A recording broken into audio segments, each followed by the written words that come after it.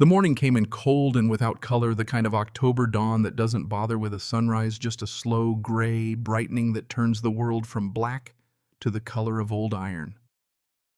In the mining camp of Ironback on the eastern slope of the Wind River Range, Wyoming territory, this was the only kind of morning anymore. The aspens had already lost their gold. The spruce trees along the ridge stood black against the sky, stiff and watchful, and the mud between the rows of company shacks had frozen sometime in the night into a corrugated surface of ridges and boot-shaped hollows that would not soften again until spring. From the smallest cabin at the camp's eastern edge, the one pressed closest to the tailings pile, as if the company had wanted to remind its occupant of her precise standing, a woman emerged into the gray air. Willa Creed was 25 years old and slight in the way that months of careful rationing makes a person slight, her dead husband's coat hanging off her shoulders with too much room at the collar. She crossed the frozen ground to a small woodpile, selected a round of pine, set it on the splitting block. The axe came down clean. She did not need to think about the axe work. Her hands knew it. What her mind was doing in the space behind her eyes while her arms swung and the pine split was calculating. She was counting days and measuring temperatures and thinking about the specific thermal properties of granite, about the way stone that has weight enough, depth enough, will hold the memory of summer heat long after summer is a thing the rest of the world has forgotten. The sound of a heavy wagon reached her before she saw it.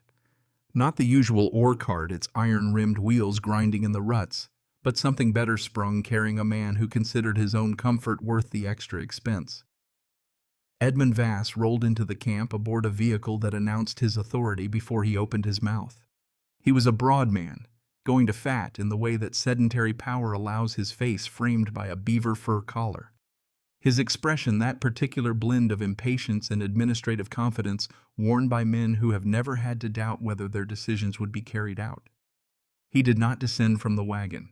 Men like Vass did not walk to problems. Problems walked to them. His subordinate, a younger man named Dunbar, climbed down instead. Dunbar had a face that seemed permanently caught between an instruction he'd been given and a thing he personally felt, the face of a man who had learned to live in that gap. He picked his way across the frozen mud toward Willa's door, a folded paper in his hand, his boots crunching in the ridges. Willa set another round on the block. The axe came down. The pine split along its grain with a sound like a small, clean decision. Dunbar stopped at a respectful distance. He waited. Willa finished the split, stacked both halves, selected a third round. Only then did she turn. Dunbar held out the paper with something close to apology in the gesture. She took it, unfolded it, read it with the careful attention she gave to things she already knew. The document stated in the cold bureaucratic language of the Overland Mining Company that upon the death of employee Holt Creed, his dependent Wilhelmina Creed was required to vacate company property number 14 within 30 days, or upon the first significant snowfall, whichever arrived first. The company, it added, bore no liability for her provisions or shelter thereafter. She had received this same document 10 days prior. She had used that copy to light her morning fire. She folded this one with deliberate care, walked to the small iron stove, visible through her open doorway, lifted the lid, dropped it onto the coals inside. From the wagon, Edmund Vass watched the thin curl of smoke rise from her chimney pipe. His expression darkened the way weather darkens, not all at once, but with a gathering certainty. His voice carried across the frozen ground with the ease of a man accustomed to being heard across distances. "The company's position is not a matter for discussion, Mrs. Creed. The shack is needed for an incoming crew. You have had your time." Willa looked at him directly across 20 feet of corrugated mud. Her husband had worked Vass's mine for 3 years. He had gone down the number 4 shaft on a Tuesday morning in February, and the shaft had decided that would be the last time. The company had sent a letter of condolence and a settlement payment that converted to actual purchasing power in a territory where the company also owned the store, amounted to about 4 months of careful living. It was now month 8. "My husband built that stove himself," she said, her voice carrying the particular quality of a person who does not raise it because they do not need to. "He carried the iron up from Lander on the back of a borrowed mule." Vass had heard this kind of argument before, and had learned to treat it as weather, something to wait out. "The stove becomes company property at the time of vacating, same as everything fixed to the structure. Dunbar will give you a receipt." Dunbar looked at his boots. Willa did not respond to this. She picked up the kindling she had split, carried it inside, began feeding pieces into the stove one at a time. When she came back to the doorway, Vass was still on the wagon, still waiting for the concession that would allow him to move on to his next administrative task. Behind him, she could see the rest of Ironback going about its morning with the careful inattention of people watching something they do not want to be seen watching. A woman at the water barrel. 2 men repairing a hinge on the equipment shed. All of them performing a studied interest in everything except what was happening at Cabin 14. "My arrangements," Willa said, "are my own concern." Vass studied her for a moment with the expression of a man recalculating an estimate. Then he gave Dunbar a short nod, and Dunbar climbed back onto the wagon with visible relief, and the horses were turned in a wide arc that sprayed frozen mud chips, and the wagon moved away toward the camp's main office, growing smaller against the gray sky. Willa stood in the doorway until it was gone. Then she went back inside to finish her breakfast, such as it was. The community's response to her continued presence was not organized cruelty, which would have been easier to navigate. It was something more ambient and more effective, a collective decision to proceed as if the outcome were already settled. The women she had shared coffee with on cold mornings, the ones who had brought food in the days immediately after Holt's death, when sympathy was still socially permitted, now moved past Cabin 14 with their eyes carrying that particular unfocused quality that means a person is working hard to not see something directly in front of them. To offer help was to set yourself against Vass, and Vass controlled the ledger at the company store, controlled the assignment of work above and below ground, controlled the difference between a winter that was hard and a winter that killed you. The ledger keeper, whose name was Griff and whose fingers were perpetually stained with the blue-black ink of the company's accounting system, could not meet her eyes when she came to the counter. His voice dropped to something just above the level of the ambient camp noise. "Orders came down, Willa. Your credit line's closed out." He slid her 2 remaining coins back across the worn wood of the counter, and the coins made a small final sound. She pocketed them without comment. The social verdict was clear enough. She was already being treated as a woman who had not made it through the winter, which meant the winter had not yet done its work, but the community had pre-grieved her departure as a way of not having to feel responsible for it. She was in the parlance of men who spent their lives calculating risk a write-off. What they did not see, because they were not looking for it, was that she was making different calculations entirely. The signs of the coming season were a constant low-level conversation among the men of Ironback who understood what the country around them was saying. The pikas in the high meadows, those small round mammals who harvested and stored grasses all summer against the exact cold that was coming, had accumulated nearly twice their usual stores. The deer moving through the high timber had coats that the older miners' men who had wintered in this country before remarked on with a specific reverent worry. A Shoshone man of considerable age who came through the camp twice yearly to trade for tobacco and coffee had stopped at Ironback in late September. He had taken his tobacco accepted. His coffee looked up at the sky where a thin, opalescent film had been sitting over the sun for 3 days and spoken a single word before walking north. Nobody in Ironback spoke his language well enough to be certain of the translation, but the general consensus was that it meant heavy, or perhaps more precisely, something in the range of unlike anything you are prepared for. The almanac that the camp foreman kept nailed above his desk predicted a season of record cold across the high Wyoming ranges. This was treated as established fact by everyone in Ironback, the way geological features are treated as fact, something you plan around rather than argue with. Willa was reading these same signs. The difference was that she was not calculating her odds of escape to a lower elevation. She was calculating something else entirely. She was thinking about mass and volume and the specific heat capacity of granite, which is approximately 0.79 joules per gram per degree Celsius, though she would not have expressed it in those terms. She would have expressed it the way her father had expressed it, tons of stored summer waiting. Silas Creed had not been a wealthy man or a successful man by the measures the world generally applied to men. He had spent the better part of his adult life in the high country of Colorado, with a geologist's hammer and a surveyor's notebook looking for the story written in stone rather than the story written in assay reports. He had found understanding in abundance and gold not at all. He had given his daughter a poverty that was specific in its details: worn boots, uncertain meals, the constant arithmetic of making small resources cover large necessities. He had also given her something that had no market value and no weight, and could not be taxed or confiscated: a complete and functional vocabulary for the physical world. On a morning when Willa was 10 years old in the high country above Glenwood Springs, Colorado, on a south-facing slope where a great wall of gneiss rose 40 feet out of the pine duff, Silas Creed had stopped walking. He had looked at the rock face for a moment with the quiet pleasure of a person who has just recognized something. Then he had taken his daughter's hand and pressed her palm flat against the surface of the stone beside a dark vertical crack that split the face from ground level to somewhere far above eye level. The surface of the rock was cool, but the air coming from the crack itself was different. Not warm, not exactly. The absence of cold, rather.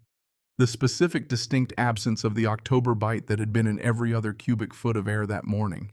Her father had pulled his thermometer from the breast pocket of his coat, the small brass instrument with the slightly clouded glass that he carried the way other men carried watches, as a primary tool for understanding where he stood in relation to the world. He held it in the crack. He counted to 60. He read it, then held it out in the open air and counted to 60 again. He showed her the two readings, 12 degrees of difference. "That's the earth breathing," he told her in the patient, specific voice he used when he was giving her something he wanted her to keep. "This whole mountain, it's been collecting sunlight since April. Not a little bit of sunlight. Hundreds of tons of rock absorbing solar energy every day for 6 months, storing it deep where the frost can't reach, where the wind can't pull it away. A mass this size, it takes months to discharge that stored heat. This crack is a chimney, but running the wrong direction for smoke. The warm air from deep in the rock body rises up through it, and what you feel is the steady output of a thermal battery the size of a small mountain."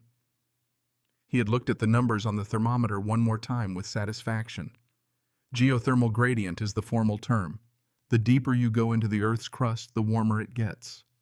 About 1 degree Fahrenheit for every 70 feet of depth in stable geology. But you don't always need to go down to find it. Sometimes the geology brings it to the surface on its own. He had explained then with the care of a man who understood that he was building something in his daughter's mind that might outlast him, how a rock mass of sufficient size and composition, protected by its own bulk from the rapid heat exchange of the open air, could maintain a pocket of stable, survivable temperature within its fissures. Could, if its cracks were properly understood and the human geometry of the space arranged correctly, shelter life through a killing winter. She had stored the lesson the way she stored everything he taught her, not as a curiosity, but as a tool placed carefully in the mental workshop, where she kept things that might someday be necessary. She had not known, standing on that Colorado slope at age 10, that someday would arrive in Wyoming in the winter of 1888. But the knowledge had waited with the patience of the rock itself. The chipmunks ran low along the woodpile near her cabin on a Thursday morning, their cheek pouches impossibly distended, moving with the specific urgency of creatures who have received information about the immediate future that human beings were still working to interpret. Willa watched them for a moment from her doorway. Then she put on Holt's coat, checked that the brass thermometer was in the breast pocket, and walked out of Ironback camp uphill. She had been walking these slopes for 6 weeks, learning them the way her father had taught her to learn new country, slowly, with full attention, looking for what the landscape was trying to show, rather than what she had decided to find. She had walked the ridgeline and the lower slopes and the boulder fields above the timberline. She had pressed her hands against dozens of rock faces, standing still long enough each time to let her skin report accurately on what lay beneath the surface.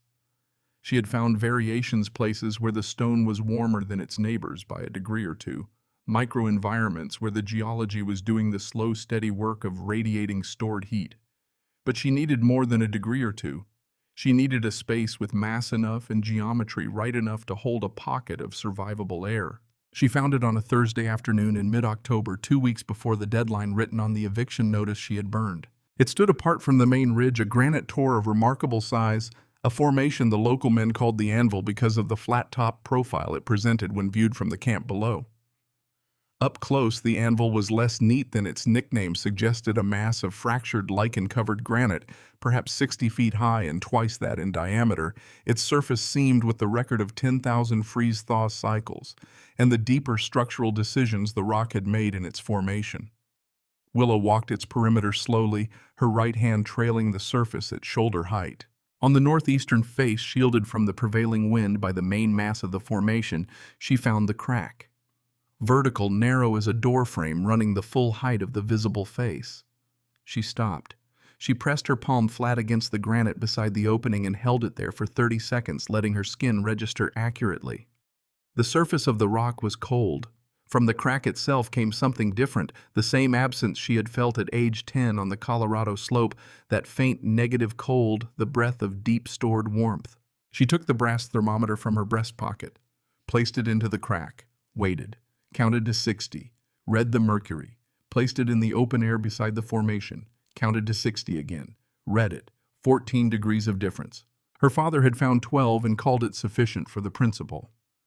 She stood with the thermometer in her hand and looked up the full height of the crack where it narrowed toward the sky, and she let herself feel just for a moment the particular quality of certainty that comes when memory and present fact align completely. Chada dung, her mind formed, and then, because she thought in English and Silas Creed had taught in English, she corrected it. He was right. The rock is doing exactly what he said it would do. She turned sideways and pressed into the crack. The interior opened into a space that was not a cave in any dramatic sense, no cathedral vaulting, no underground river, but a geological anomaly. A tall, narrow hollow where the rock had fractured, and the two faces had shifted apart over deep time, leaving a void perhaps 10 feet long and 5 feet wide, tapering as it rose through 30 feet of fractured granite to a thin slot of sky. The floor was irregular bare rock. The air was still and dry and smelled of mineral dust and a kind of old patience. Cold, yes, but a passive cold, the cold of stillness rather than the cold of hunting. She spent 4 minutes inside, turning slowly, reading the space with the same attention her father had taught her to read any geological feature, looking at the way the walls met the height of the space, the position of the upper opening, the angle of the floor, the texture and composition of the rock. Her mind was already running the calculations before she stepped back out into the Wind River wind. The first task was the entrance. It was wide enough to press through sideways, scraping her coat, catching on projections. For a person carrying supplies, for a person needing to move quickly in an emergency, this was insufficient. She returned to Ironback, took Holt's rock hammer from under the bunk where she kept his tools, added the short iron pry bar he had used for splitting difficult shale.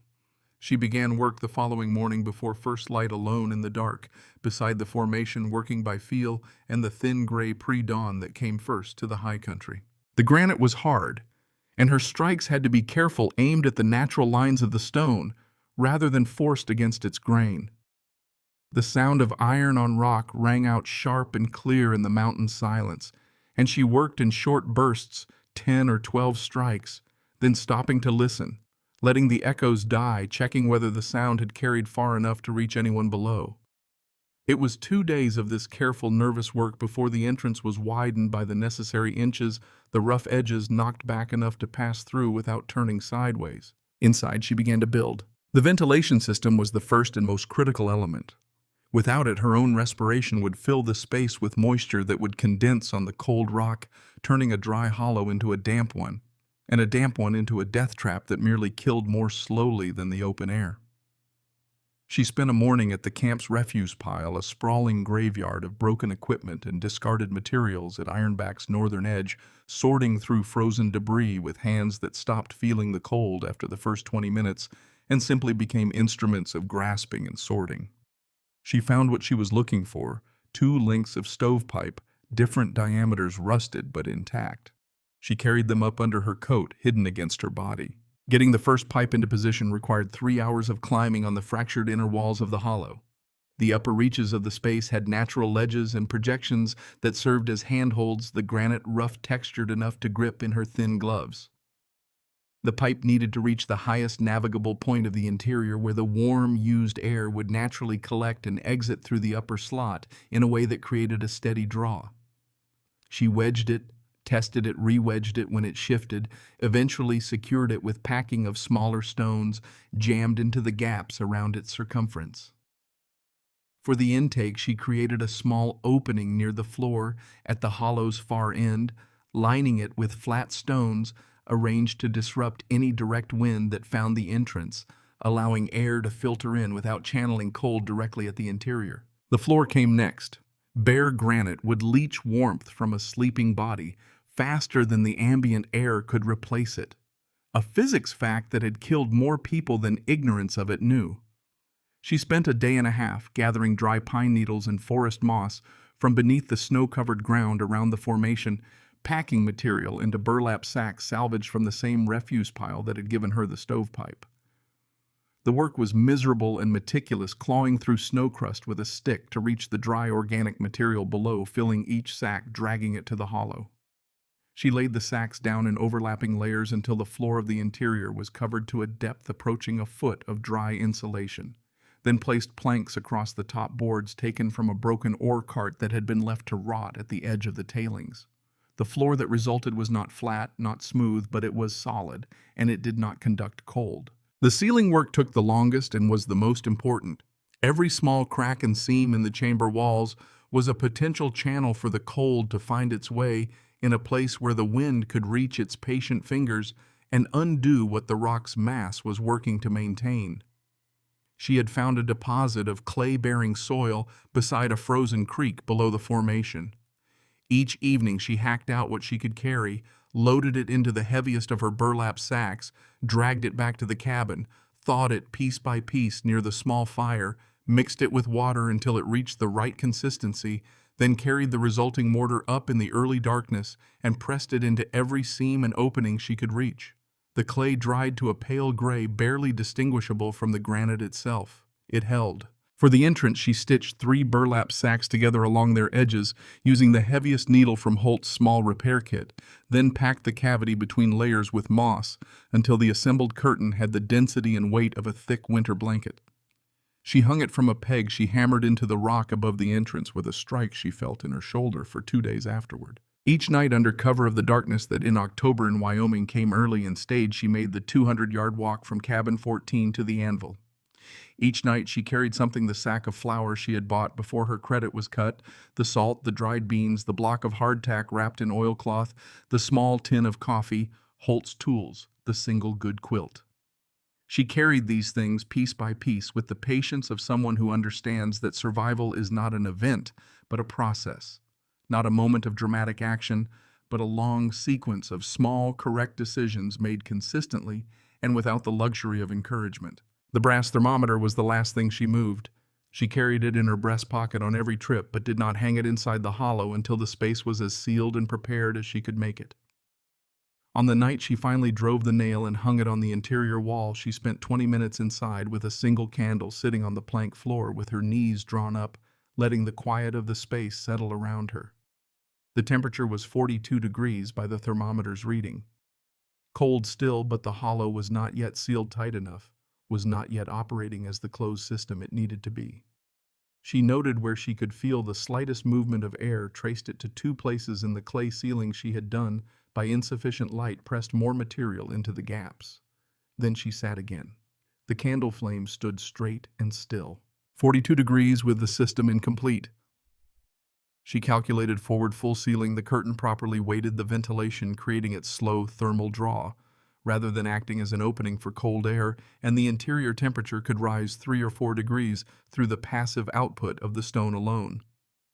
The great thermal mass of the Anvil, tons upon tons of granite that had spent 6 months absorbing Wyoming sunlight, was working 24 hours a day in its slow, patient geological way, and it did not care whether Willa Creed lived or died.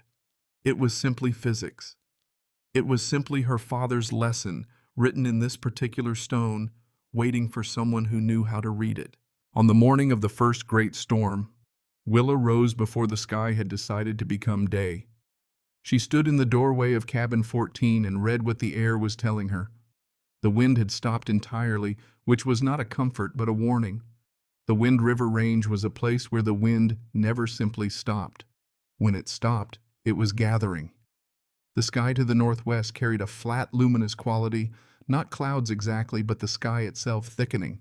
The temperature had already dropped 3 degrees from the previous night's low, and there was a quality to the air that she recognized from her father's high country winters. A compressed silence, a sense of held breath, the specific stillness that comes before something that will not be quick. She built the morning fire in the cabin stove with deliberate care, using the wood she had kept back for exactly this purpose. She made it larger than her usual economy would allow, a fire meant to heat the stone and iron of the stove itself, as well as the air around it, so that if someone stumbled to this cabin, genuinely lost and genuinely freezing, they would find something other than a cold box. She had thought about that, about whether she had the right to leave a shelter empty that another person might need. She had decided she did not have that right, and so she had left the fire and she walked away from it. She took the brass thermometer from the nail inside the hollow and put it in her breast pocket. She pulled Holt's coat as tight as it would button.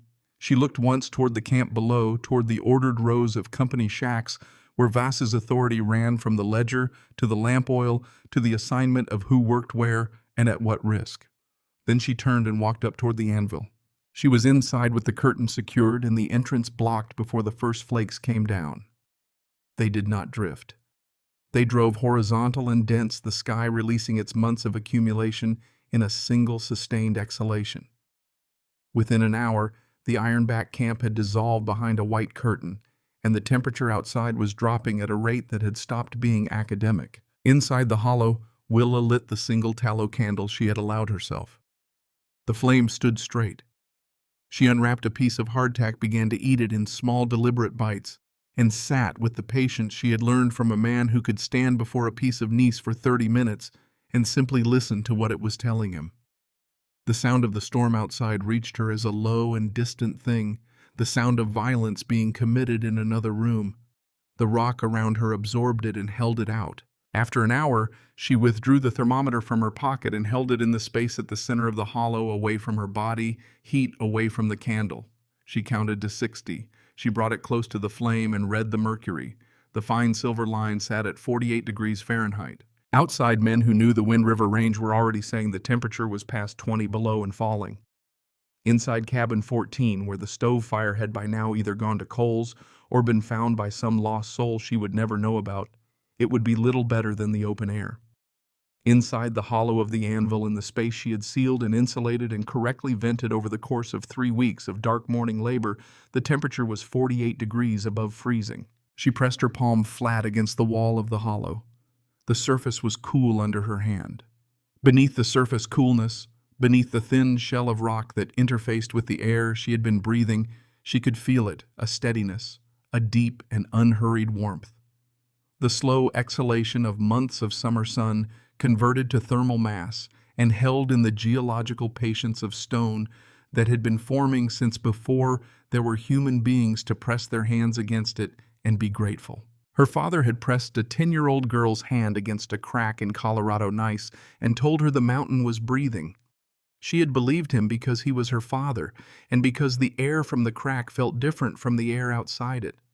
She had stored the belief for 15 years while she grew up and married and moved to Wyoming with a good man who worked a hard mine and died in it. Now the belief had been tested against the hardest possible standard, the standard of a Wyoming winter, that the Shoshone elder had indicated with a single word she could not translate but understood completely. The thermometer read 48 degrees. The candle flame stood straight and still. The storm drove itself against the anvil's outer face with a force that could kill an exposed person in minutes, and the rock received it and held it there outside where it belonged. Something loosened in her chest, a long-held tension she had not entirely acknowledged, the specific fear of a person who is committed completely to an idea and can only find out if the idea was right by living inside the test of it. Her father had been right. She had been right to trust him. The geology had done its work faithfully, as geology tends to do, indifferent to human anxiety governed entirely by physics. She rewrapped the remaining hardtack. She adjusted the candle. She settled her back against the insulated floor and the packed burlap, and listened to the storm make its case against the mountain. And the mountain give it exactly as much ground as granite ever gives anything that comes against it, which is none. The blizzard would rage for 3 days. Willa Creed would be inside for all of them. When the world emerged on the other side, it would look entirely different from the one that had gone in. So would she. The storm left the world remade. 3 days of sustained violence had reorganized the landscape according to its own indifferent geometry, filling the low places and sculpting the high ones into shapes that had no precedent in the autumn topography Willa had memorized. The sky on the fourth morning was the particular blue that only appears after a great storm has scoured everything soft out of the atmosphere, a blue so saturated it looked painted painful to look at directly. The drifts against the northern faces of the Ironback shacks stood chest-high in places. The tailings pile had disappeared entirely beneath a smooth white slope that could have been mistaken for a natural feature if you did not know what lay beneath it. Reuben Falk had been working cattle country and sheep country along the eastern Wind River slopes for 22 years, long enough that his relationship with the land had stopped being adversarial and become something closer to a long marriage, respectful, occasionally brutal, built on the understanding that one party had the final say. He was 51 years old with a face that recorded every season he had worked in it, the skin around his eyes permanently creased from years of reading distance in bright light. He could track a U across rock in dry conditions and across fresh snow with the ease of a man reading large print. On the morning the storm broke, he was doing exactly that, following the scattered signs of a small group that had broken from the main flock during the worst of the second night. The tracks he found on the upper slope were not sheep tracks. He stopped, crouched, read them without touching. A person moving uphill rather than down the stride, deliberate rather than panicked, the pattern of someone who knew where they were going. In 22 years on these slopes, he had learned to take seriously anything that did not fit the expected pattern, because the unexpected pattern was almost always carrying information worth having. He left the sheep trail and followed the human one toward the formation the local men called the Anvil. He circled the base of the tor the way he approached anything large and potentially significant, slowly reading the perimeter before engaging with the center. He saw the crack in the northeastern face, saw that the snow around its base had been disturbed and then packed down by repeated passage. He moved closer.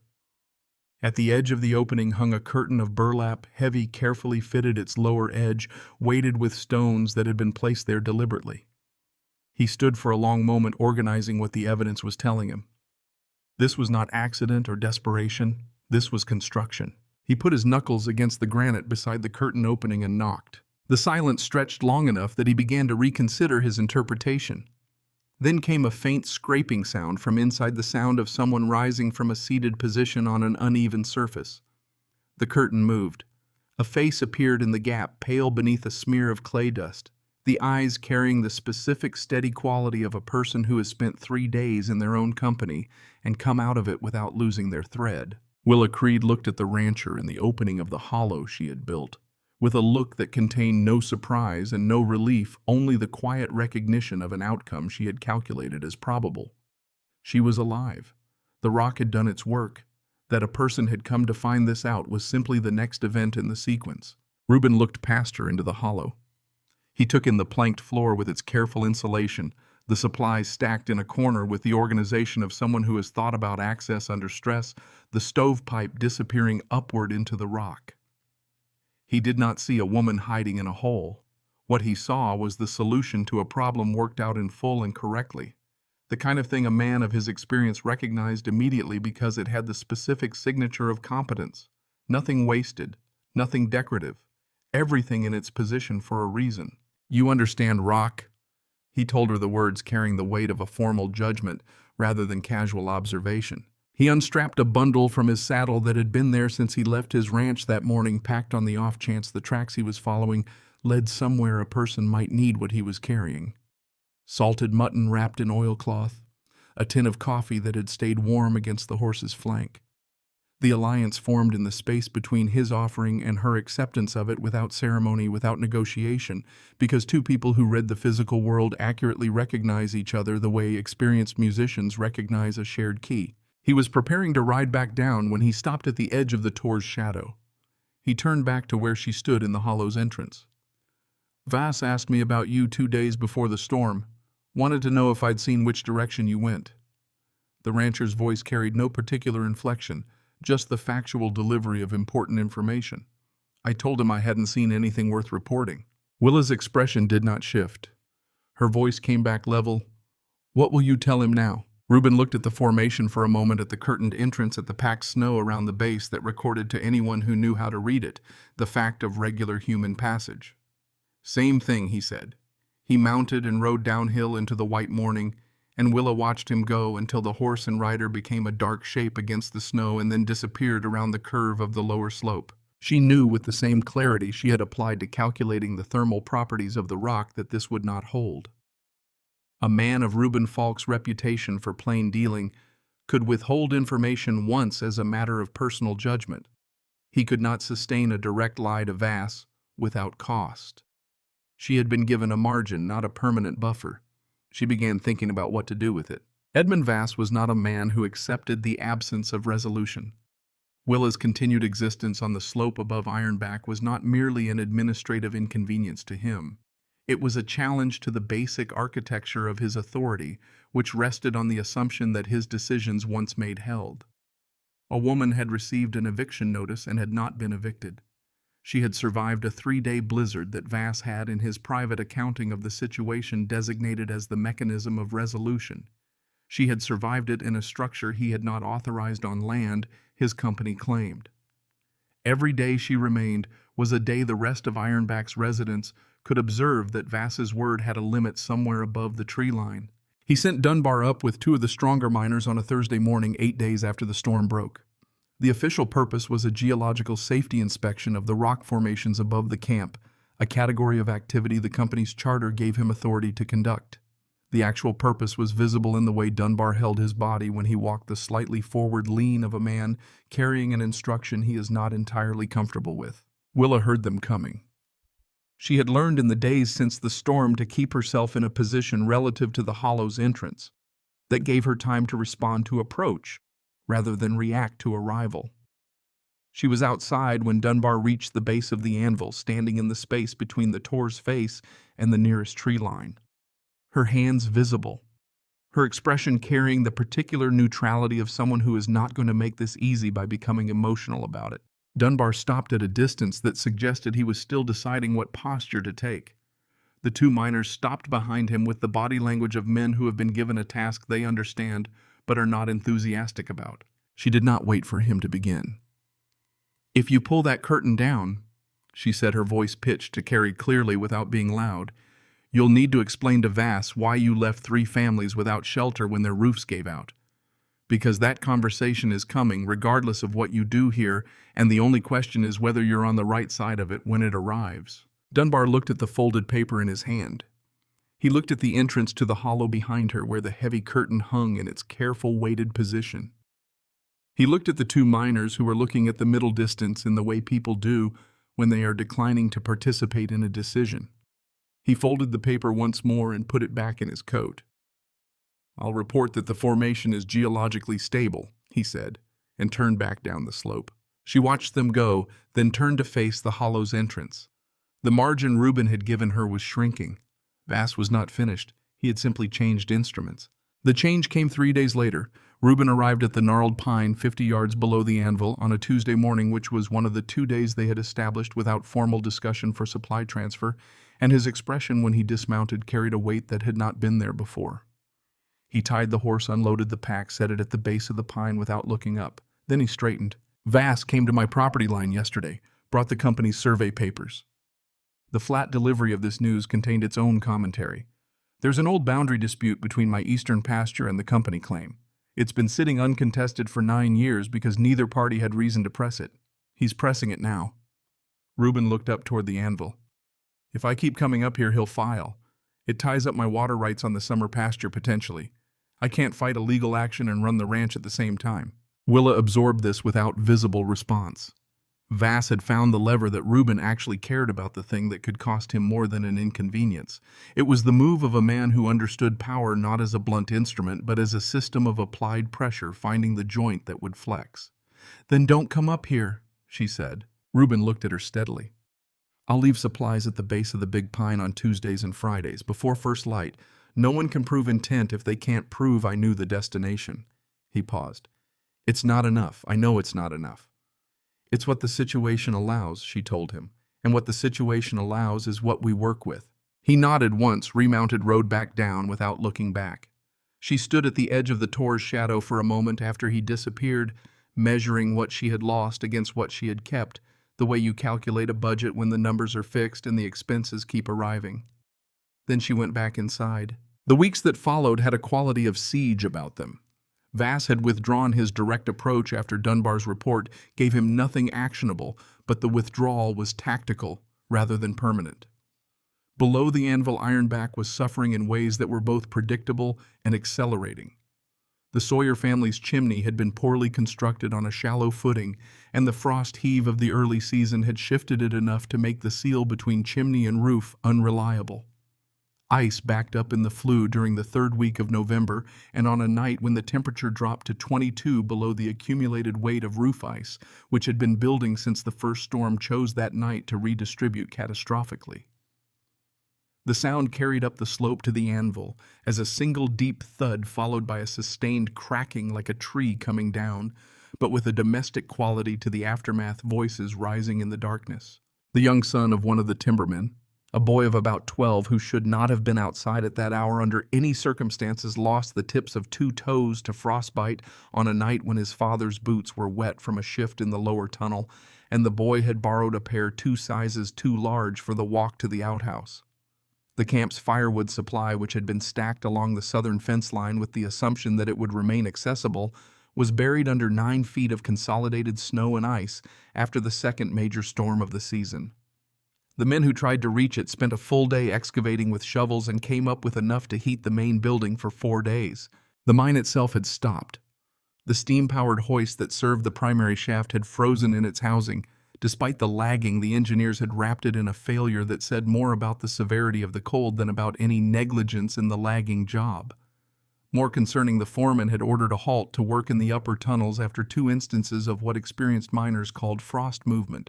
The sound and slight shift that indicated the surrounding rock was responding to temperature changes in ways that made the tunnel geometry unreliable.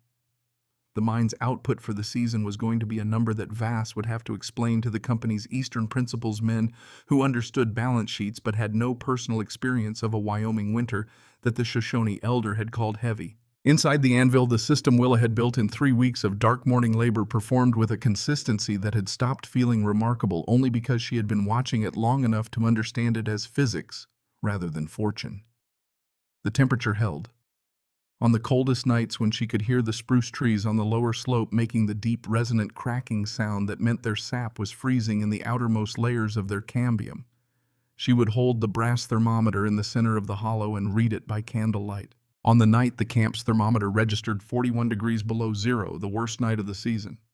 Perhaps the worst night in a generation of Wyoming winters. Reuben Falk sat across the hollow's small fire pit from her and read the brass thermometer she held out toward him. 47 degrees Fahrenheit. The fire in the pit was modest, burning one of the pine branches they allowed themselves each evening, its smoke drawing up through the natural chimney of the rock fissure above them. The fire contributed to the reading but was not responsible for it. The rock itself was responsible, the stored summer discharging in its slow, faithful way into the air of the space she had made habitable. Neither of them spoke for a while. Outside, the mountain creaked in the cold.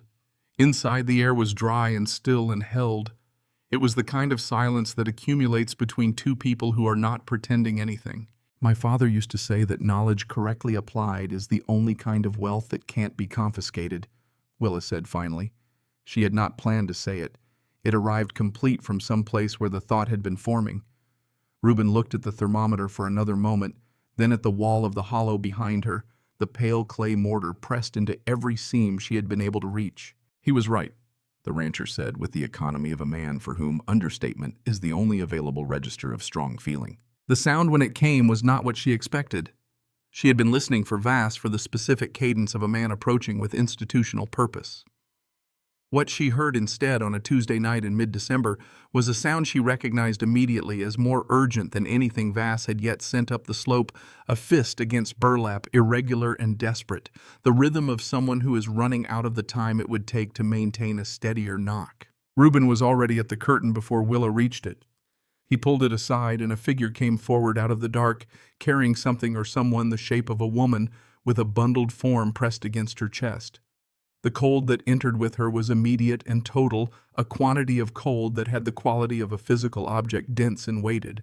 Opal met had been one of the camp's quieter presences, a woman of 28 who had closed inward after her husband's death in the same collapse that had taken Holt Creed, as if grief had made her smaller as a means of self-protection.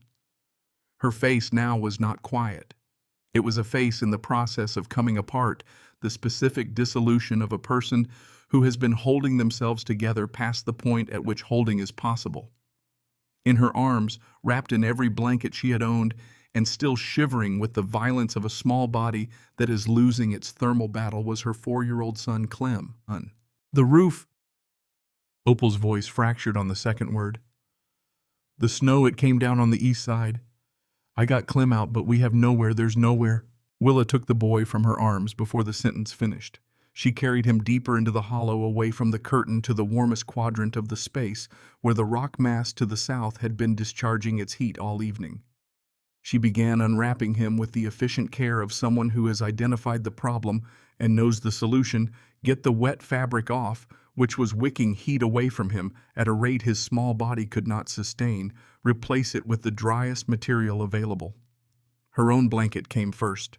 Reuben, without being asked, was already closing the curtain behind Opal, sealing the cold back out. The boy's shivering was the deep, uncontrolled kind, the kind that means the body has escalated past voluntary function into emergency response.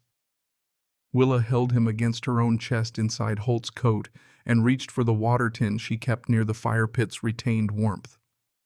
She mixed a small portion of flour into the water, heated it until it was warm rather than hot, and began feeding it to Clem in small spoonfuls while he was still too cold to resist, then continuing after his shivering had reduced to the intermittent kind that meant he was winning his argument with the temperature. Opal sat against the wall of the hollow, past the point of speech, her body converting all available resources to the work of returning to normal temperature. Willa let her sit. There would be time for conversation when conversation was possible.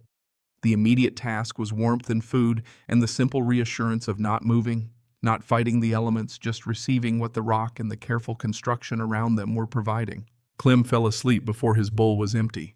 His breathing normalized into the steady, uncomplicated rhythm of a child who no longer needs to spend energy on thermoregulation. Willa set the bowl aside and sat with him against her side and looked at Opal across the hollow's small, illuminated space. Sleep, Willa told her. We'll talk in the morning. Opal looked at her with the expression of a person who cannot believe the simplest thing is being offered freely. She had been waiting. Willa understood for the accounting for the moment when the terms of shelter would be explained. She had been waiting to find out what this would cost. Just sleep, Willa said again, and something in Opal's face let go. The following day, after Opal had slept 8 hours and eaten and sat in the hollow's warmth long enough to remember that warmth was her natural state, Willa took her to the far interior wall of the hollow. She had noticed the acoustic difference in this section of wall during her early explorations of the space, a slightly higher pitch on percussion, a resonance that suggested less mass behind the surface than elsewhere. She put Opal's knuckles against the granite. Strike it here, then move your hand 2 feet to the left and strike again. Listen to the difference. Opal did it. Her head tilted as she heard what Willa was pointing at. It sounds hollow, she said, the word carrying its own revelation. There may be another chamber. The geology of this formation suggests it. Willa picked up Holt's pry bar, which had been leaning against the wall since she had finished the entrance modification weeks ago. She showed Opal the seams in the rock face, the lines where different forces had acted on the material during its formation, the places where the stone was likely thinner. You work along the seams, not against them. The rock will tell you where it's willing to open. Opal took the pry bar with the careful grip of someone handling an unfamiliar tool. She placed the flat end against the seam Willa indicated. She worked the handle. The rock resisted, then shifted a small piece of the surface, releasing with a sound like a cork pulled from a bottle. Opal looked at the gap this had created, then at Willa. Now the one 3 inches to the right, Willa told her. They worked through the morning, Opal learning as she went how to read the crack patterns, how to position the tool to use mechanical advantage rather than force, how to mix the clay mortar when they needed to seal a gap that opened in the wrong direction. Her hands found the feel of the material faster than Willa expected, the kind of aptitude that emerges in people who have been doing physical work all their lives and simply needed a new vocabulary for their existing competence. By midday, they had a gap in the wall large enough to see through. By the middle of the afternoon, with Reuben applying his considerable upper body strength to a section that resisted the pry bar, they broke through into a second chamber, smaller, roughly 5 feet by 6, with a lower ceiling but dry and intact and capable of holding the temperature the larger chamber maintained. When Opal pressed her hand flat against the back wall of the new space and felt the deep, steady warmth coming up through the rock, her face underwent a change that Willa had not been expecting. Not tears. Something quieter than tears, and more fundamental, the expression of a person who has understood in their body, rather than their mind, that they are going to survive, that the winter has a limit they can outlast. She pressed her forehead against the stone and held it there for a long moment, and neither Willa nor Reuben said anything, because there was nothing to say that the rock was not already saying. The Sawyer family arrived 10 days later, their chimney situation having deteriorated from unreliable to dangerous after a second ice event that cracked the flue liner.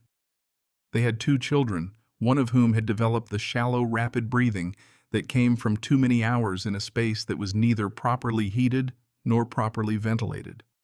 Willa and Reuben took them in and repeated what they had done with Opal: warmth, first food rest, then the gradual integration of new people into the functioning system of the hollow, which now had 2 chambers and a small community's worth of knowledge about how to maintain it. They gave the Sawyers what they had given Opal, not charity but agency. They showed them the supply system, the ventilation maintenance, the daily schedule of tasks that kept the hollow running as efficiently as its design allowed.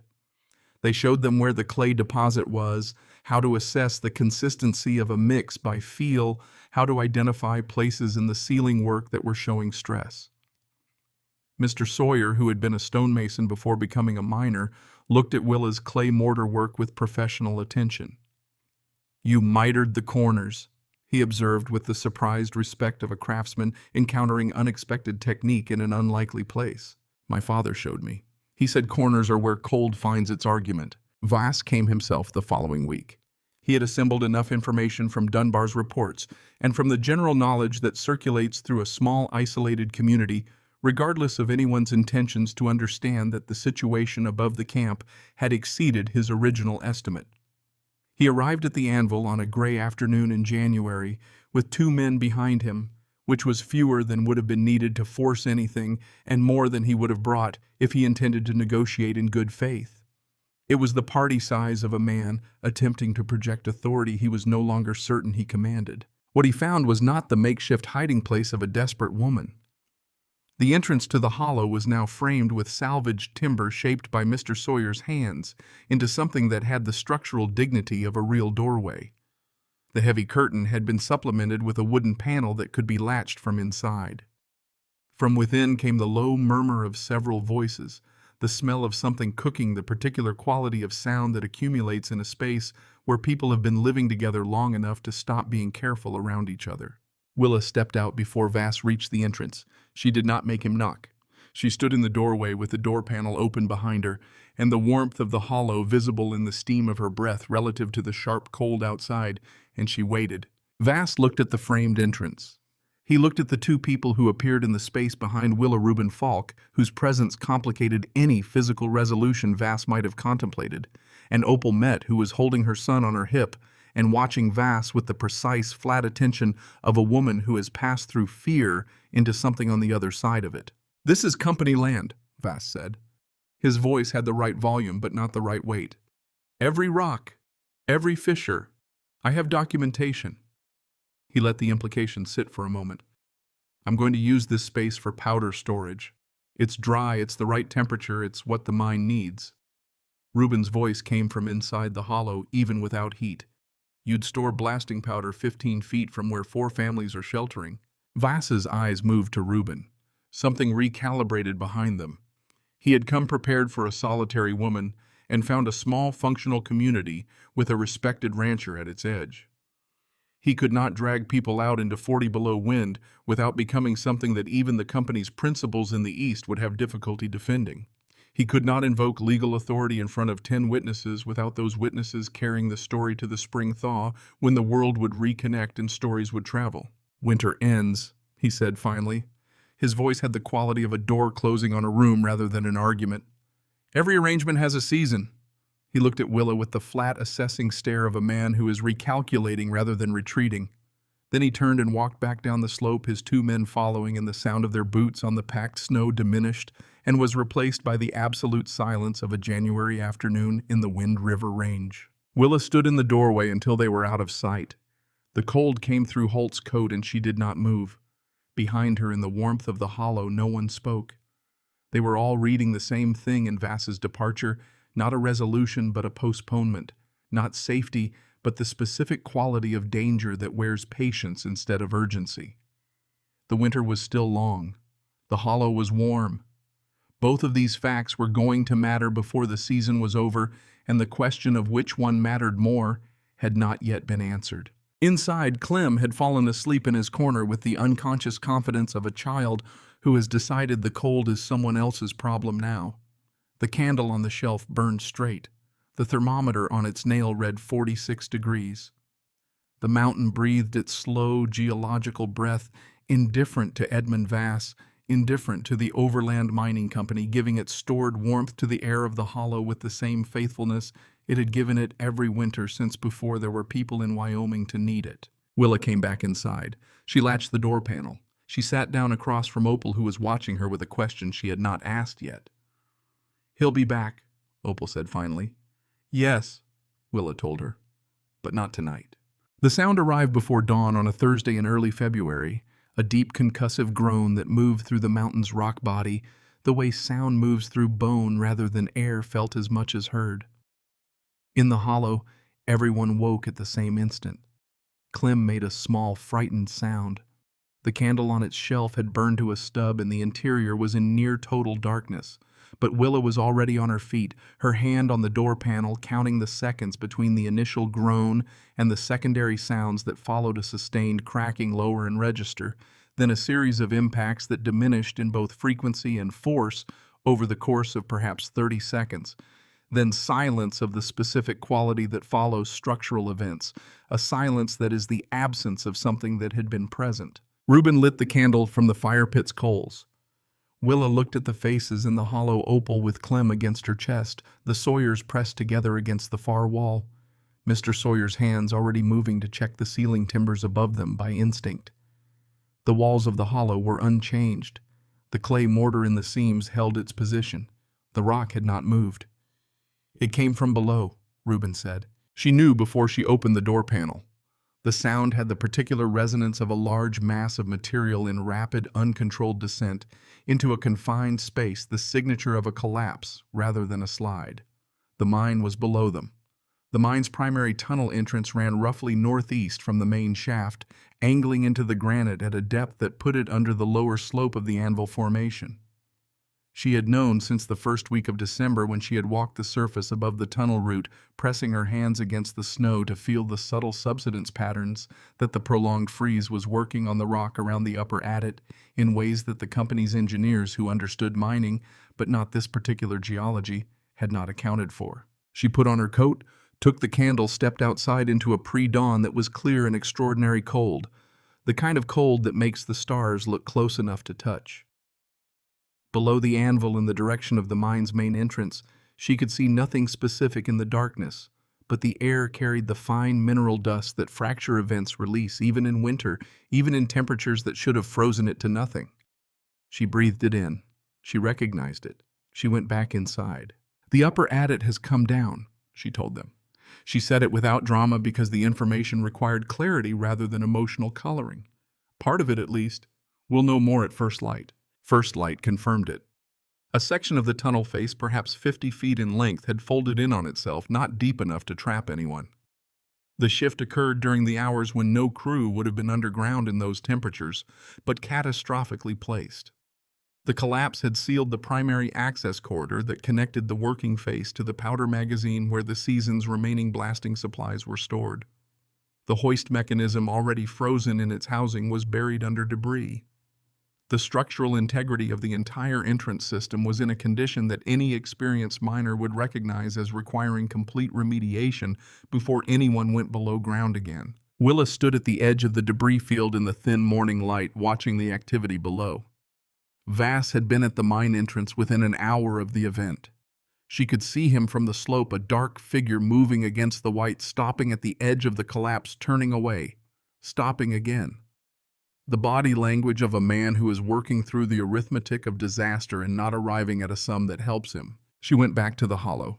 There was work to do, water to melt the morning's food to prepare, and Clem's cough to assess, which had developed in the past week as a dry, intermittent thing that bore watching. She did not think about Vass again that morning. She thought about Clem's cough and about the clay in the secondary chamber's northwest corner that had shown a hairline stress fracture after the event's vibration, which needed to be packed and monitored. Vass came to the Anvil that afternoon. He came alone. This detail carried more information than anything he said. When he arrived, a man who comes alone to a door he previously approached with subordinates has undergone a fundamental recalculation of his position. He wore his beaver fur collar, but it looked different on him now, like a costume piece rather than a declaration.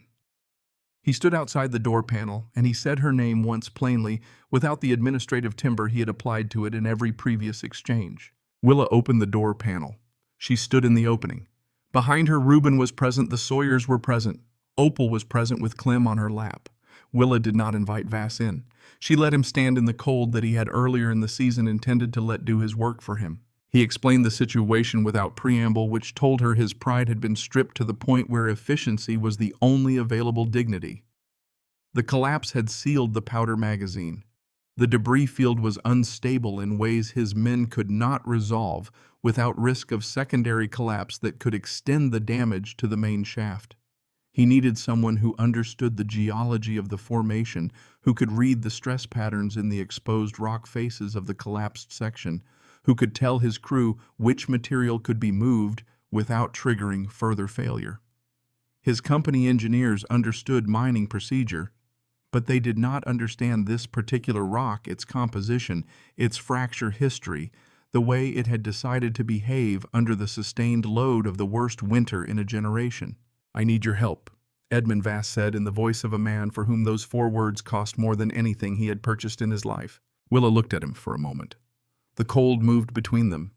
She was aware of everything behind her in the hollow, the warmth she had built out of salvaged pipe and burlap and clay mortar, and her father's voice on a Colorado slope 20 years prior. She was aware of Clem's breathing, which was regular this afternoon. She was aware of the hairline crack in the secondary chamber that needed attention. She was aware that a winter which had tried through Vass, through isolation, through the accumulated pressure of institutional abandonment to resolve her by attrition, had instead produced something Vass had not anticipated and could not now undo: a woman who understood the mountain he was mining better than anyone in his employ. She felt no desire to extend his discomfort. Satisfaction at another person's reduced circumstances had always seemed to her a luxury that required more ease than she had ever possessed. "2 conditions," she said. Her voice was the same voice she had used on the morning he had watched her burn his eviction notice. Steady pitched to carry without being raised. "First, I receive a signed deed to the 2 acres of land encompassing this formation before I enter your tunnel. Witnessed. Second, 3 full wagon loads of supplies from the company store are distributed to the families sheltering in this hollow before the end of the week." She paused. "Those aren't negotiating positions. They're the terms." Vass looked at her for a long moment. He looked at the formation behind her, the Anvil's massive granite face, the door panel in the entrance, the framed timbers Mr. Sawyer had fitted with the care of a man who understood that shelter properly made was a moral statement. He looked back at her. "Agreed," he said. The document was drawn up that evening by Dunbar, who had a clerk's hand and the expression of a man who had been privately hoping for exactly this outcome without the authority to bring it about.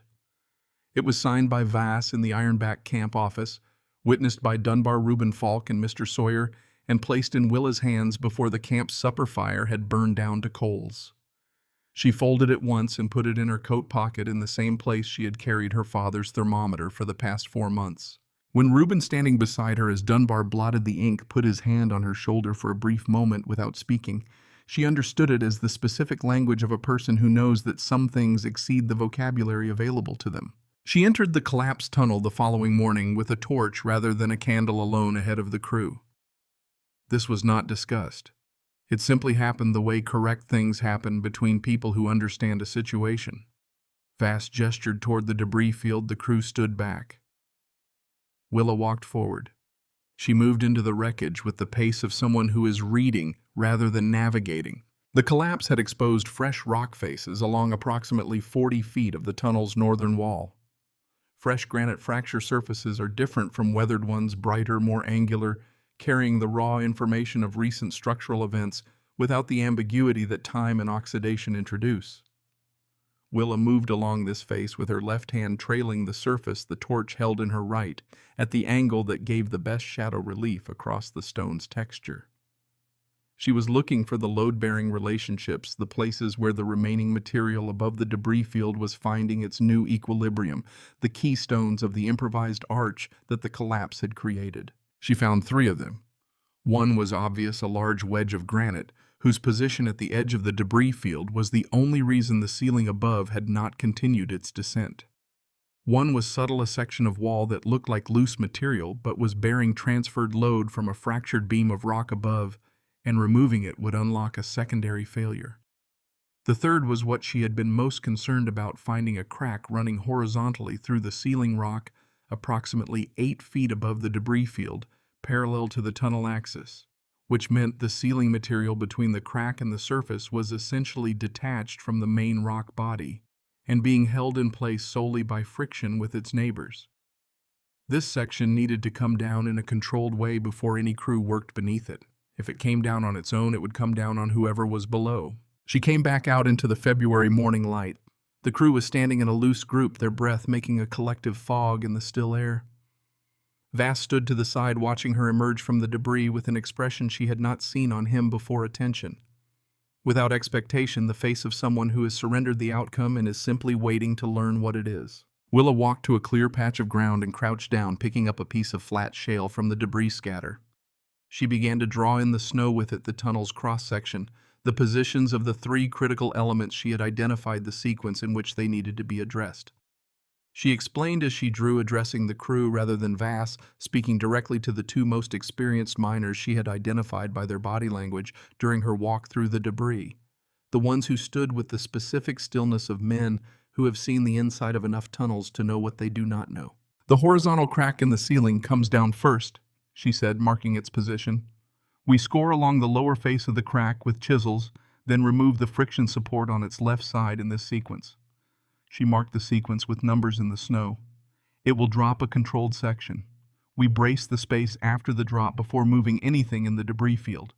The wedge here is left completely untouched until the ceiling work is finished. Anyone who moves it before I give the word will bring the remaining ceiling section down on the crew." She looked up at the faces around her. "Is there anything I said that needs repeating?" No one asked for repetition. Reuben coordinated the rigging and the timber work, translating Willa's positional instructions into the physical geometry of rope placements and shoring angles with the competence of a man who has spent decades managing large animals and large equipment in difficult terrain. What he did not do was modify her instructions. He did not interpret them or improve them or relay them through a layer of his own judgment. He executed them with the fidelity of a skilled craftsman, working from a precise drawing, which was the highest form of collaboration available to that situation. The first 2 days were the preparation work, shoring the approaches, removing loose surface material from the debris field that posed tripping hazards, getting the overhead crack scored along its lower face. The scoring work required 2 men on a timber platform built in the narrow space of the partially collapsed tunnel, working overhead with chisels in a confined environment at temperatures that made the iron of the tools feel like it was trying to return to its ore state. They worked in 20-minute shifts because the cold at that depth with limited air circulation accumulated in the body faster than effort could offset it. On the 3rd day, they removed the friction support. The ceiling section came down with a sound that was less dramatic than the original collapse had been: a deep crack, a brief roar, a cloud of mineral dust that drove everyone back to the tunnel entrance. When it cleared the space the controlled collapse had created was exactly what Willa had calculated it would be. The remaining ceiling above the cleared area was solid primary rock, the kind of surface that did not require bracing before work could proceed beneath it. The fourth day was debris removal from the primary collapse, working around the wedge stone according to the sequence she had drawn in the snow, which she had subsequently drawn again on a piece of board with a charcoal stick so it could be carried into the tunnel and consulted in position. The crew worked with the particular focused attention of people who have been given a precise set of instructions by someone who has demonstrated through the controlled collapse that the instructions come from actual understanding rather than approximated confidence. On the fourth afternoon, Vass stood at the tunnel entrance watching the work proceed. He had been there every day, which surprised her slightly. She had expected him to recede once the terms were met to manage the situation from administrative distance. Instead, he stayed watching with the expression of a man who is revising a category of understanding he had previously considered settled. The morning of the fifth day, the debris field was cleared. The access corridor to the powder magazine was open. The hoist mechanism was still frozen in its housing and would require additional work. But the critical path was resolved. The mine was operational in principle, which was the difference between a disaster that could be recovered from and one that could not. Willa walked the cleared tunnel one final time before declaring it ready for use. Her torch moved along the ceiling of the restored section, checking the shoring placements, verifying that the wedge stone, now surrounded by cleared material, was in a stable new configuration that posed no ongoing risk. She ran her hand along the fresh rock face that the controlled collapse had exposed, reading the new surface the way she read all surfaces for what it was telling her about the material's history and its intentions. She came out into the February afternoon. The light was the particular thin gold of a winter day that has made its best effort. The crew was gathered at the tunnel entrance with the body language of men at the end of a sustained shared effort, tired, but carrying the specific dignity that comes from having done a difficult thing correctly. When the Overland Mining Company's spring inspector arrived in late March, riding up from Lander on a road that was now merely bad rather than impassable, he found a camp that had sustained serious damage but remained functional. He found a mine with a cleared tunnel, an intact powder magazine, a frozen hoist that would require replacement but had protected its mechanism.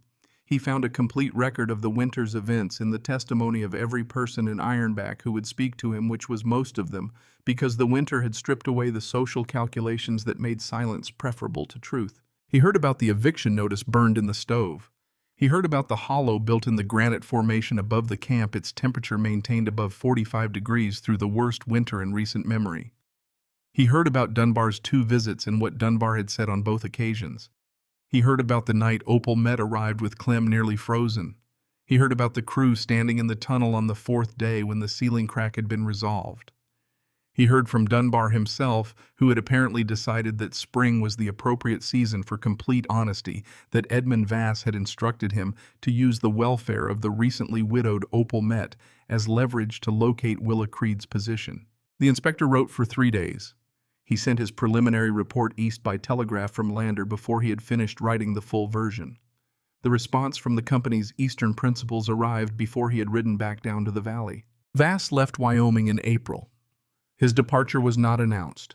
His trunk was loaded onto the supply wagon that came up from Lander on a Tuesday, and by Wednesday the camp office had a different man in it, a younger man from the company's Denver operations who had been instructed very specifically to maintain good relations with the local landowners. He introduced himself to Reuben Falk first, before he had introduced himself to any of the miners, which suggested that someone in the eastern offices had read the full report carefully. The deed to the 2 acres encompassing the Anvil formation was confirmed in the spring land registry at the county seat, the notation entered in the clean copperplate of a recording clerk who wrote, Wilhelmina A. Creed, sole owner in fee simple, without apparent awareness that he was recording the resolution of something that had taken a full Wyoming winter to settle. Willa kept her copy in the same place she kept the brass thermometer, folded once close to her body. The improvements to Creed's Hollow accumulated over the following years with the patience of people who understand that good work takes the time it takes. Reuben found a small cast iron stove at a liquidation sale in Riverton in the spring of 1890, the right dimensions to fit through the hollow's entrance with the door panel removed and the right output for the space without overwhelming the ventilation system. Getting its exhaust pipe routed through the natural chimney of the upper fissure required 3 days of trial adjustment and creative application of the skills Mr. Sawyer had brought from his masonry years. When it was done, the hollow had a controlled heat source to supplement the geological warmth of the rock, and its temperature range in the worst conditions moved from survivable to genuinely comfortable. Mr. Sawyer built the sleeping platforms in the summer of 1890, working the wood that Reuben had hauled up from the valley in his wagon over the course of 4 trips. The platforms were fitted into the natural ledges of the hollow's walls, with the joinery of a man who had been making things that needed to last, in difficult conditions, his entire working life. He did not use a single nail that wasn't necessary. He did not cut a board longer than it needed to be. When he was finished, he ran his hand along the edge of the upper platform, the way Willa ran her hand along a rock face, reading it for what it told him about whether he had done it right. Opal remained in the Wind River Valley through the summer of 1890, then moved east with Clem to a town in central Wyoming where her sister had settled. Before she left, she spent a morning in the hollow with Willa, the two of them sitting on the new sleeping platforms in the comfortable warmth of the stove's supplemental heat, drinking coffee from the tin Reuben had brought up that Tuesday. They did not talk about the winter with any particular ceremony. They talked about Clem's appetite, which had become extraordinary, and about the route of the stage that would take them east, and about whether the canned peaches at the Lander store were worth the price, which they agreed they were not. At the entrance, when Opal was leaving, she turned back. Clem was on her hip, 4 years older than the night she had knocked on a burlap curtain in a blizzard, with his warmth as her only negotiating position. He was looking at the hollow's entrance with the focused interest of a child who is storing something in the place where permanent memories are made.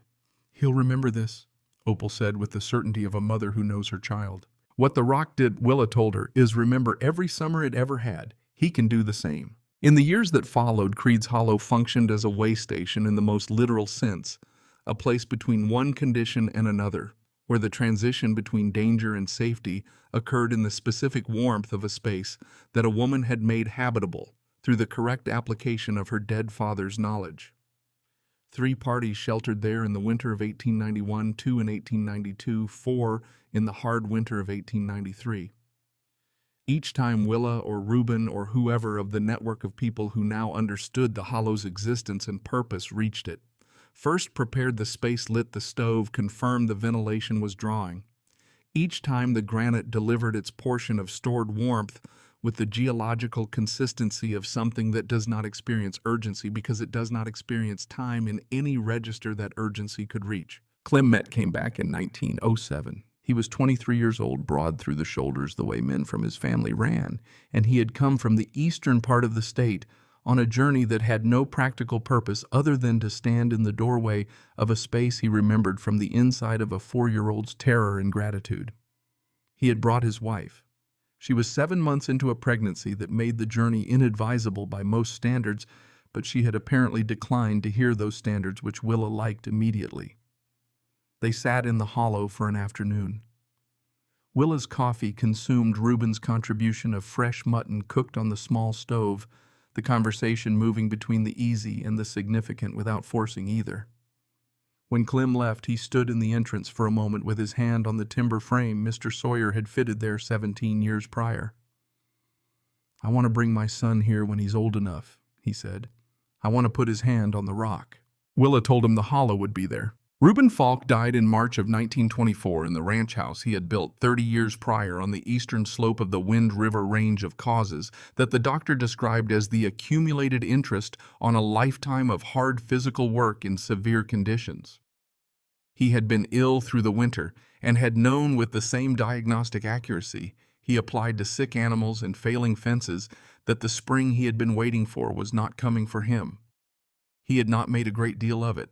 He had continued to bring supplies to the gnarled pine on Tuesdays and Fridays until November, when the snow made the route impractical, and he had spent the winter in his ranch house reading, which he had always done more of than anyone who knew only his working self would have suspected.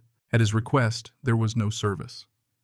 Willa sat with his body for an hour on the morning after, in the plain way of people who have spent decades in each other's company and understand that the end of that company is not a ceremony, but a fact to be acknowledged with the same directness that every other fact had been acknowledged between them.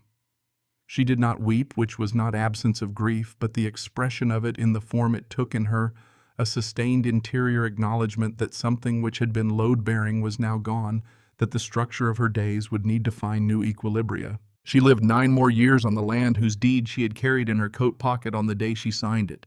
She tended the hollow with the same attention she had always given it, adjusting the clay mortar where the freeze-thaw cycles created new stresses, each spring, checking the stovepipe for corrosion, replacing the sleeping platform boards that Mr. Sawyer's joinery, remarkable as it was, could not make immortal.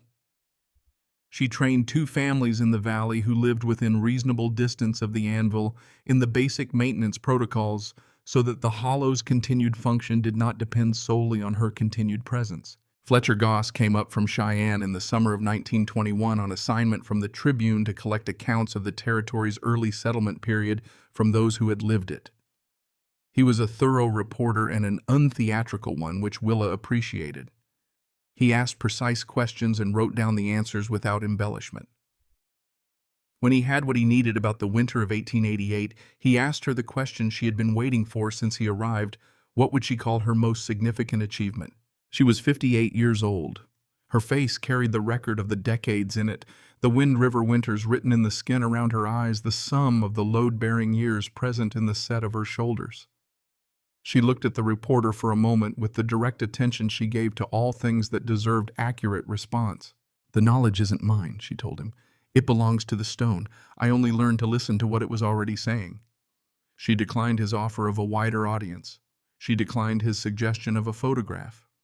She told him that the hollow would outlast any account written about it, and that the account was therefore secondary, which he noted in his notebook with the expression of a man who recognizes a better sentence than the ones he has been drafting. She died in her sleep on a morning in May of 1933, 70 years old, in the cabin Reuben had built near the base of the Anvil, in the year after the winter that had changed what both of them understood about what they were capable of.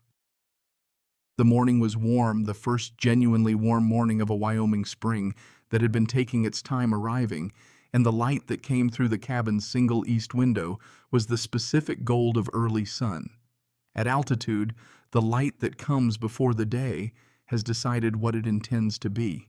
The mining camp of Ironback had been gone for 20 years by then.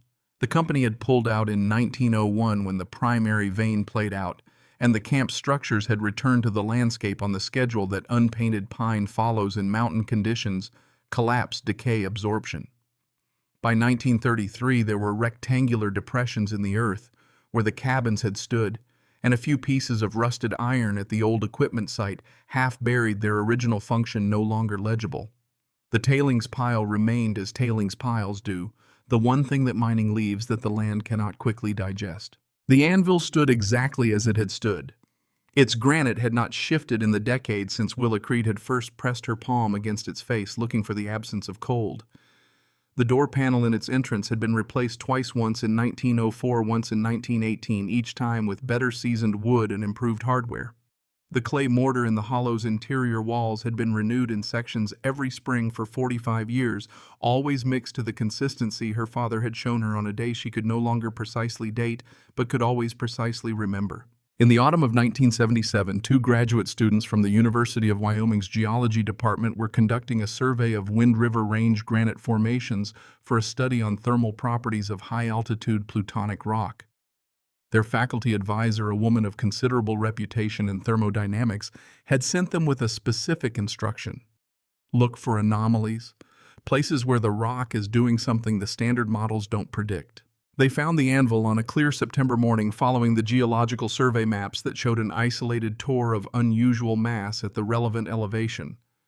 They circled it as Reuben Falk had circled it 89 years prior, reading its perimeter before engaging with the center. They found the crack in the northeastern face. They found the door panel, its wood gray with age, its iron hinges expressing several decades of oxidation, but holding their position in the mortised wood with the integrity of Reuben's original installation. They looked at each other. One of them tried the handle. The door opened on hinges that protested but did not fail. The interior was dim and dry, the air still with the quality of a space that has been sealed for a long time but not stale, carrying instead the mineral patience of enclosed stone. They stood in the entrance for a moment, letting their eyes adjust. The sleeping platforms were still in position along the walls, their wood warped by decades of temperature cycling, but structurally present. The small cast-iron stove sat against the wall, its exhaust pipe still extending upward into the natural chimney of the upper fissure, its door seized open by rust. The clay mortar in the wall seams was pale gray, nearly indistinguishable from the granite itself in color, and in most sections it was still adhering, still filling the gaps between the stone faces, the way it had been pressed in by hand on a series of dark autumn mornings nearly a century before. On a nail driven into the wall at approximately chest height, a brass thermometer hung. Its glass had clouded with age to a milky translucency, the original clarity gone, but the case was intact, the mechanism inside presumably still responding to temperature, still doing the only thing it had ever been asked to do. The geologist reached out and touched the thermometer's case with one finger, not taking it down, only making contact. Then she moved her hand from the instrument to the wall beside it and pressed her palm flat against the granite surface. She held it there, counting seconds in her head, the way you do when you are waiting for a measurement to stabilize. What she felt moved up through the rock, from a depth she could not calculate, into the surface of her hand. It was not warmth in any dramatic sense. It was not a fire, not a furnace, not the radiant heat of something burning. It was steadier than any of those things. It was the slow, continuous exhalation of a mass of granite that had been storing solar energy since the spring and was releasing it now through its fractured surfaces in the patient geological way of something that does not hurry because it does not have an appointment. She turned to her colleague. The September light came through the upper slot of the formation and fell on the thermometer case and on the wall and on the decades of careful clay work that someone had done in this space, with their hands pressing the material into every seam they could reach, sealing out the cold with the specific thoroughness of a person who understood exactly what would happen if they missed a spot. "Someone understood this rock," she said. Her voice in the enclosed space had the quality of a statement made in a library, measured, aware of what surrounds it. Her colleague looked at the sleeping platforms, at the stove, with its patient exhaust pipe, at the mortar work in the seams of the wall. "Someone understood it very well," he said. They took their measurements and wrote their notes, and eventually they left, pulling the door closed behind them on hinges that had waited 89 years for this use and performed it without complaint. The door settled into its frame. The hollow sealed itself again into its patient quiet. The granite continued its slow discharge of stored summer warmth into the still air of the interior, indifferent to the departure of the two young scientists, the way it had been indifferent to everything that had ever come against it, except the particular woman who had learned to listen to it, who had pressed her father's thermometer into its crack on a cold October afternoon in 1888, counted to 60, read the mercury, and understood that the mountain had been waiting to save someone's life for longer than there had been anyone in Wyoming to save. Outside, the Wind River Range stood in the September light, the granite formations catching the last of the afternoon sun at the angle that stores the most. The season was turning. The rock was listening.